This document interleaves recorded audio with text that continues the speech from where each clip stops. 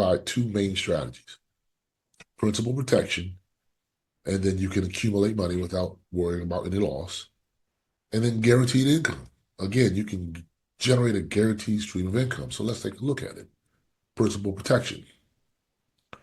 Now, this says never sell low. If you are not spending your principal and it's protected, and you are getting money from this annuity, then you're not worried about negative market activity because you're not spending in the low market, because you're not in it.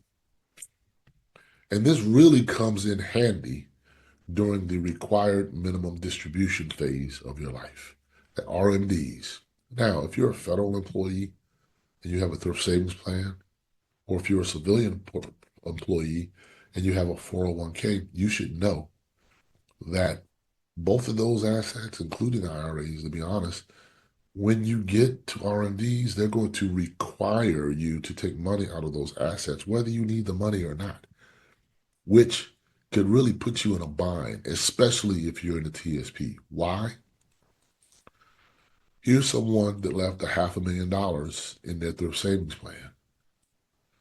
And so when the RMD hit, it happened to be 4%. So they had to pull 4% out of the TSP. The mistake that people make in the government is they think they can pull from any fund. But when you hit your RMDs, they're going to make you pull 4% from each fund. So as recently as December 31st of 2022, these are the rates of returns on the assets inside of the thrift savings plan, which means everyone that had an RMD in 2022 was forced to sell their C fund, their S fund, their I fund, and their F fund at a loss. Now, for you civilian portfolio holders, excuse me, the S fund follows the S&P, I'm sorry, the C fund mimics the S&P 500. The S fund mimics small capitalization. The I fund mimics international. F fund mimics a bond market.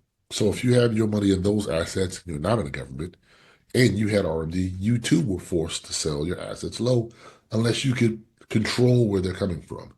In the thrift savings plan, you cannot control that. Maybe you can do it in your 401k. You certainly can do it in an IRA, but you don't have any choice in the TSP. They're going to pull the funds out commensurate to what you have in each one of the accounts. So in case you're wondering when this starts for you, find the year in the middle that you were born, and then you'll see the appropriate age.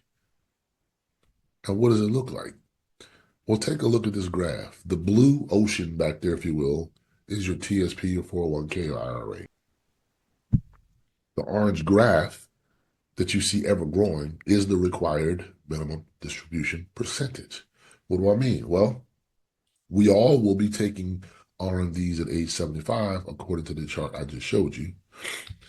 So the RMD at age 75 is 4.6%. So if you had $500,000 in one of those assets, then they're going to require you to take out $20,325 to satisfy the RMD.